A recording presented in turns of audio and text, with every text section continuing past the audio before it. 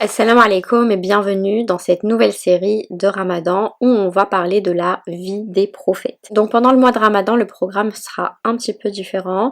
Je ferai des podcasts sur la vie des prophètes. Donc il faut savoir qu'en islam, il y a eu environ 124 000 prophètes.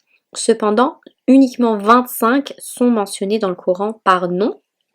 Et donc on verra pas tous les 25, mais peut-être une douzaine sur les 25. Et donc j'essaierai, Inch'Allah, de faire 3 par semaine. Sûrement les mardis, jeudis et samedis, Inch'Allah.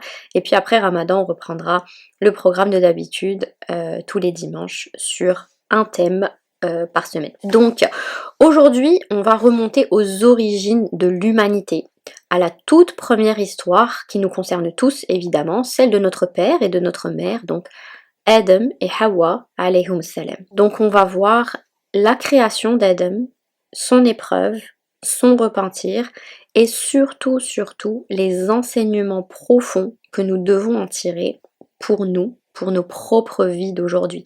Donc encore une fois, c'est très important de comprendre que les histoires dans le Coran, elles ne sont pas là pour faire joli, elles ne sont pas là juste pour nous raconter des contes de fées avant de dormir.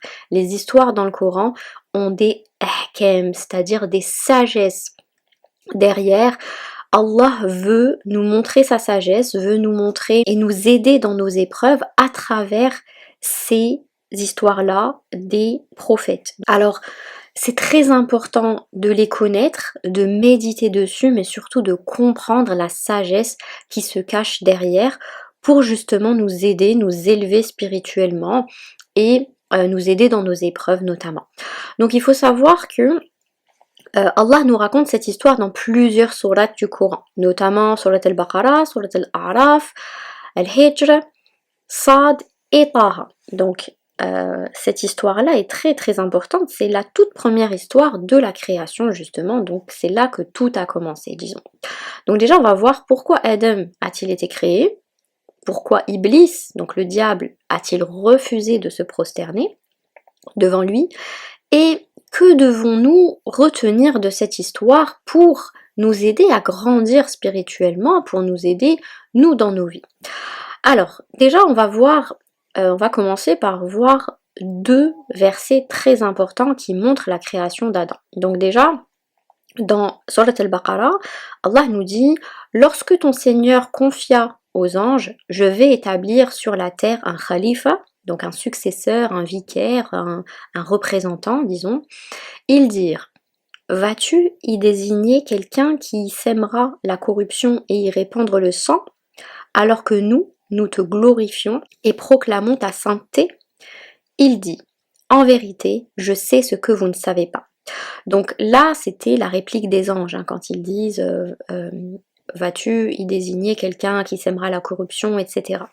Donc, on voit ici qu'Allah leur a annoncé qu'il allait créer un khalifa, un successeur sur terre, un représentant sur terre, et ils se sont posé la question, pourquoi est-ce que Allah ferait ça alors que nous, les anges, on est là, on le glorifie, on proclame sa sainteté, et Allah leur dit, je sais ce que vous ne savez pas. Donc ici déjà ça montre la sagesse d'Allah, qu'il y a certaines choses qu'évidemment on a à notre connaissance, que ce soit les anges ou nous les humains, mais il y a énormément de choses qui font partie du ghaib, qui font partie de l'inconnu.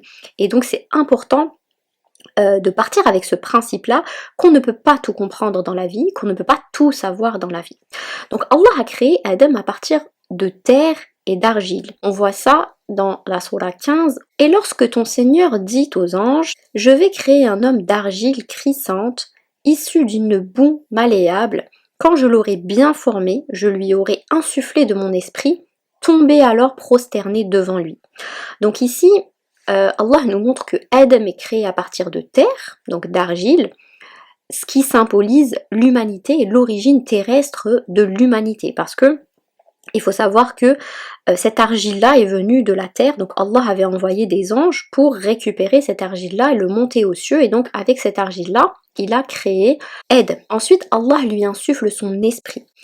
ce qui montre qu'il lui confère une dimension spirituelle, une connexion divine. Donc déjà, on voit ici qu'à sa création, Allah lui insuffle directement son esprit. Ensuite, les anges sont ordonnés de se prosterner devant Adam, ce qui montre la noblesse de l'être humain dans la création. Donc évidemment, aujourd'hui, on n'a pas le droit de se prosterner devant des gens, on se prosterne uniquement devant Allah, mais ce geste-là était quelque chose de particulier à ce moment-là. C'était vraiment pour montrer la noblesse et l'importance de l'être humain. Alors, ensuite on revient à Surat al-Baqarah et Allah dit « Et il a pris à Adam tous les noms des choses, puis il les présenta aux anges et dit « Informez-moi des noms de ceux-là, si vous êtes véridiques. » Donc ici, on voit que Allah a enseigné les noms de toutes choses à Adam, ce qui montre ainsi sa supériorité sur les anges en termes de connaissances, évidemment, parce que les anges ne connaissaient pas les noms de toutes choses.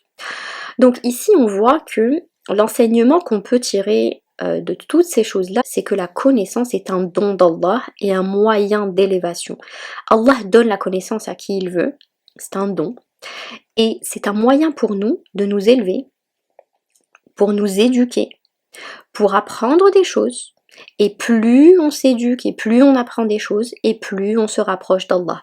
Donc cet enseignement est très très important pour nous aujourd'hui, pour nous montrer que la connaissance, l'apprentissage, c'est quelque chose de fondamental dans la religion. Et d'ailleurs, le premier verset qui a été révélé, c'est Iqra, c'est-à-dire lis.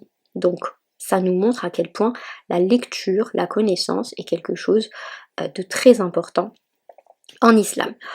Ensuite, maintenant on va passer au refus d'Iblis et son orgueil. Donc comme on disait tout à l'heure, Allah, quand il a créé Adam, il a demandé aux anges de se prosterner, à tous les anges de se prosterner, et dont Iblis, mais Iblis a refusé par orgueil. Donc le moment où Allah ordonne aux anges et à Iblis de se prosterner, c'est dans Surat al-Baqarah aussi, au verset 34, et lorsque nous avons dit aux anges, prosternez-vous devant Adam, ils se prosternèrent à l'exception d'Iblis qui refusa, s'enfla d'orgueil et fut parmi les mécréants. Donc ici, tous les anges se sont prosternés en obéissance, même s'ils n'avaient pas compris pourquoi Allah avait créé Adam, mais Allah a dit vous vous prosternez, ils se sont prosternés. Mais Iblis a refusé par orgueil. Il a dit, je suis meilleur que lui, tu m'as créé de feu, alors que tu l'as créé d'argile. Donc on voit ici une sorte de compétition pour Iblis, qui se croit supérieur à l'être humain, et qui a donc refusé l'ordre d'Allah. Et donc, son orgueil l'a empêché de reconnaître la sagesse d'Allah, et au final, au lieu de se repentir et de demander pardon à Allah pour avoir refusé son ordre, il a blâmé Allah et a demandé du temps pour égarer l'humanité. Et il a donc juré de dévier les fils d'Adam, sauf ceux qui seraient sincèrement attachés à Allah. Ça, on le voit dans Surat al-A'raf. Bismillahirrahmanirrahim. Puisque tu m'as mis dans l'erreur, dit Satan, je m'assoirai pour eux sur ton droit chemin, ensuite je les assaillerai de devant, de derrière, de leur droite et de leur gauche. Et pour la plupart, tu ne les trouveras pas reconnaissants. Surat 7, versets 16-17. Donc ici, on voit que l'enseignement qu'on peut en tirer, c'est vraiment que l'orgueil est l'une des plus grandes causes de perdition. Et c'est quelque chose qui nous empêche d'admettre nos torts et de nous rapprocher d'Allah, alors que le repentir fait tout l'inverse, et on va voir comment. Donc, ensuite, il y a eu l'épreuve d'Adam et Hawa. Allah leur a donné une épreuve. Donc Allah a permis à Adam et Hawa de vivre dans le paradis avec une seule interdiction, c'est de ne pas manger d'un certain arbre. Donc il leur a dit, ne mangez pas de cet arbre-là. On retrouve ça encore dans Surat al-A'raf. Ô Adam, habite le paradis, toi et ton épouse, et mangez-en de partout à votre guise. Mais n'approchez pas cet arbre, sinon vous seriez du nombre des injustes. Et là, ce qui s'est passé, c'est que Iblis les a trompés en leur disant que cet arbre-là leur donnerait l'immortalité. Donc il a commencé sa mission de Weswes, il a commencé à leur insuffler des idées, et leur a promis que En fait, Allah ne veut pas qu'ils touchent à cet arbre-là parce que sinon ils seraient immortels. Et donc, à un moment donné, ce qu'ils ont fait, c'est que ils ont succombé à ce péché-là et ils ont mangé du fruit défendu et ont immédiatement ressenti de la honte. Et donc, on voit ça dans Surat Taha, ils commencèrent alors à se couvrir avec des feuilles du paradis. En fait, il faut savoir qu'ils étaient nus, mais il n'y avait pas d'arrière-pensée, il n'y avait rien, enfin ils étaient au paradis, donc ils étaient nus. Mais à partir du moment où ils ont mangé de cet arbre-là, leur nudité leur est apparue, et donc ils ont ressenti de la honte. Mais contrairement à Iblis, Adam et Hawa se sont repentis sincèrement. Donc ils ont admis avoir péché, ils ont admis avoir enfreint la règle d'Allah, et donc ils ont fait une invocation. Ô notre Seigneur, nous avons fait du tort à nous-mêmes, et si tu ne nous pardonnes pas et ne nous fais pas miséricorde, nous serons très certainement du nombre des perdants. Et donc Allah a accepté leur repentir et leur a accordé sa miséricorde. Mais il les a envoyés sur terre pour y vivre en tant qu'épreuve. Et là, l'enseignement qu'on peut en tirer, c'est que nous sommes tous sujets à l'erreur. Nous sommes tous pécheurs, nous sommes tous parfois victimes de shaitan, mais la différence entre un croyant et un arrogant est justement l'humilité de se repentir. Ici, on voit la différence entre Iblis et Adam. Tous les deux ont commis un péché. Tous les deux ont transgressé les lois d'Allah, mais la différence entre les deux, c'est que Iblis a été arrogant, et donc ça l'a mené vers sa perdition, alors que Adam et Hawa se sont repentis sincèrement, et donc Allah leur a pardonné et leur a donné miséricorde.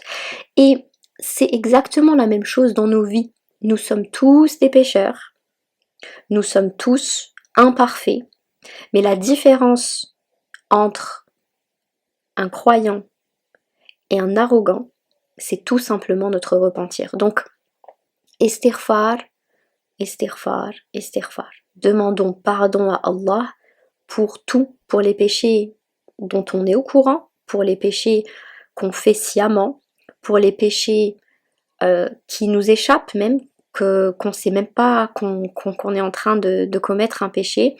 C'est pour ça que c'est très très important de demander le pardon à Allah, de faire du istighfar un maximum et de revenir vers le droit chemin parce que Allah nous pardonne et il nous accorde sa miséricorde. Et donc les leçons pour nous, pour nos vies d'aujourd'hui, à travers cette histoire-là, à travers l'histoire de Adam et Hawa, c'est que déjà l'humilité, Adam a été créé à partir de terre, un rappel que nous devons rester humbles, nous sommes de la terre, nous sommes rien de plus.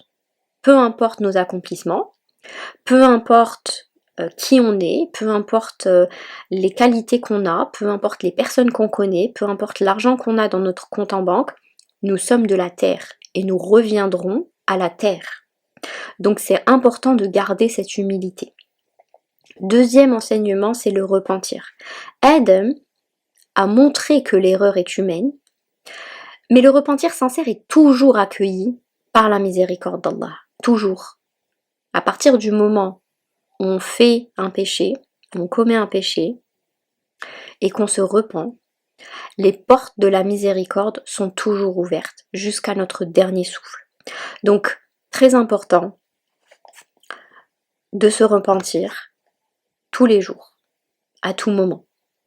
Ensuite, troisièmement, c'est la responsabilité. Chaque action a des conséquences. Dans nos vies, toutes les actions qu'on fait, elles auront des conséquences, que ce soit des conséquences immédiates ou des conséquences différées. Et Adam et Hawa ont assumé leur erreur. Et ils ont travaillé pour se racheter. Donc ils ont été envoyés sur terre. Leur mission, comme tout prophète, c'est de propager le tawhid. Et eux, en plus, ils ont commencé par peupler la terre. Donc ils ont eu des enfants, qui ont eu des enfants, qui ont eu des enfants. Donc c'est là que tout a commencé. Mais ils ont pris leurs responsabilités. Ils ont tout fait pour se racheter. Ensuite, quatrièmement, c'est d'être vigilant face à l'orgueil. Parfois, on ne se rend même pas compte qu'on est orgueilleux, mais l'orgueil est une maladie du cœur. Donc l'histoire d'Iblis nous enseigne à éviter ça, parce que son orgueil l'a mené à sa perte, et il s'est donné comme rôle de mener d'autres personnes avec lui dans sa perte. Lui, il sait qu'il est condamné. Il sait qu'il va finir en enfer. Il le sait. Et donc, il veut pas partir tout seul en enfer. Il veut emmener un maximum de personnes, sauf ceux qu'Allah guide, sauf ceux qui ne le suivent pas. Et donc, soyons de ces personnes-là qui ne le suivent pas. Car cet orgueil-là et le fait de suivre Shaitan, ça nous éloigne de notre essence spirituelle. Ça nous éloigne totalement de la connexion divine qu'on est censé construire avec Allah. Et donc, on en vient au 5e enseignement, qui est justement la relation avec Allah. Donc, Adam a maintenu sa connexion avec Allah, même après sa faute. Il l'a toujours maintenue. Et ça nous rappelle l'importance de rester proche de notre Créateur sous toutes conditions. Surtout dans les moments difficiles, mais sous toutes conditions. Qu'on soit heureux, alhamdoulilah, il faut être reconnaissant. Qu'on soit malheureux, qadarallahu wa ma sha'a fa'al. On est patient. Dans toutes les circonstances, notre premier, notre dernier, notre unique espoir, le seul vers qui on doit se tourner en premier lieu, c'est Allah Azza wa Jal. C'est une évidence. Donc aujourd'hui, comment est-ce qu'on peut appliquer ces enseignements dans nos vies? Déjà, c'est important de reconnaître ses erreurs. C'est important de reconnaître nos erreurs. On fait tous des erreurs, hein, que ce soit envers notre créateur ou que ce soit envers les créatures, on fait tous des erreurs. Donc, comme Adam, on doit accepter nos fautes et chercher à nous améliorer. Et là, on est en plein mois de Ramadan, c'est le meilleur moment pour chercher à nous améliorer. Ensuite, évidemment, éviter l'orgueil, car c'est une barrière spirituelle, ça nous empêche de nous élever spirituellement. Donc il faut rester humble et reconnaissant dans toutes les situations, dans toutes les circonstances. Il faut se repentir sincèrement, le plus souvent possible. Le repentir est une porte ouverte vers la paix intérieure, je vous assure. Et énormément de gens en témoignent, et je le vois très souvent en commentaire sous mes vidéos TikTok, sous mes vidéos Instagram, sous les vidéos sur YouTube, que énormément de personnes, depuis qu'elles ont commencé à pratiquer le istighfar, depuis qu'elles demandent sincèrement pardon et elles se repentent à Allah, leur vie a changé, leur cœur est apaisé, leur vie a pris un virage à 180 degrés. Donc faites en sorte de faire un maximum de istighfar. Il y a plusieurs formulations de istighfar. La plus simple, la plus rapide, c'est astaghfirullah. Là, pendant le Ramadan, les 10 dernières nuits, il faudra très souvent répéter Allahumma innaka afu tuhibbul afwa fa'fu anna. Il y a la formulation astaghfirullah wa atubu ilayh. Moi, c'est celle que j'utilise le plus souvent, car on parle en même temps de pardon et de repentir. Donc il faut demander à Allah de se repentir et lui demander sa miséricorde divine. Et c'est important aussi, et encore plus durant ce mois de Ramadan, c'est de rester vigilant face aux tentations. Iblis est toujours présent. Il est toujours présent. Et même si là, oui, les diables sont enchaînés, mais pas tous les diables. Donc il y a déjà nous, notre côté diablotin qui est là. Mais Iblis est toujours présent, partout. Il veut nous détourner du droit chemin. Et la conscience de ces ruses est essentielle. C'est important de prendre conscience que Iblis est très rusé. Il va utiliser n'importe quel subterfuge, même quand vous pensez être plus fort que lui, même quand on pense que on a atteint un niveau spirituel, il peut même utiliser des ruses religieuses pour nous détourner d'Allah. Par exemple, il va nous pousser à prier, il va nous pousser à faire énormément de doigts. Il va venir, il va nous dire fais des doigts, fais des doigts, fais des doigts, rapproche-toi d'Allah, allez, allez, allez. Et puis à un moment donné, vous allez faire des doigts, mais il n'y aura pas vraiment de réponse à ces doigts-là pour l'instant. Et donc après, il va venir, il va vous dire, t'as vu? En fait, ça sert à rien. T'as fait plein de doigts, tu vois, ça fait 1 mois, ça fait 2 mois, ça fait 3 mois. Est-ce que Allah t'a répondu? Est-ce qu'il s'est passé quelque chose dans ta vie? Bah non, tu vois. Donc, au final, ça sert à quoi de faire des doigts? Vous voyez?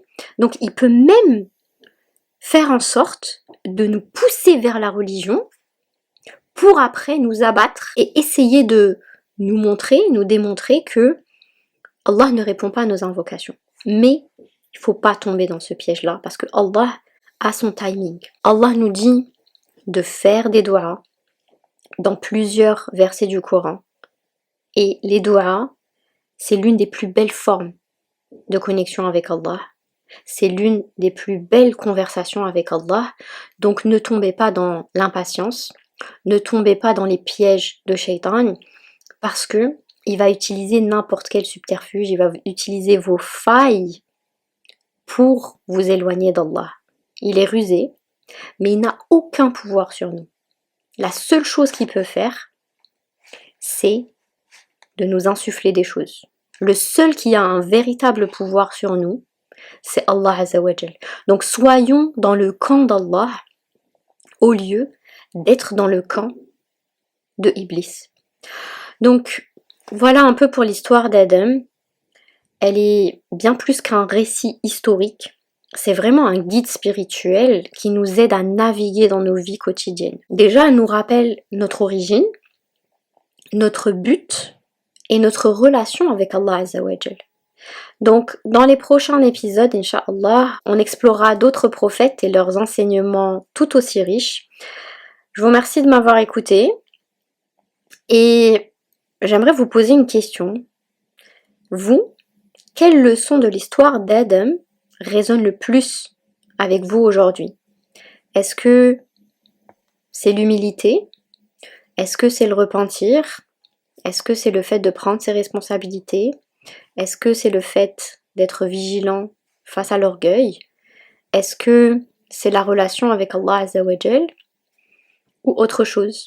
Réfléchissez bien et on se retrouve Inch'Allah au prochain podcast.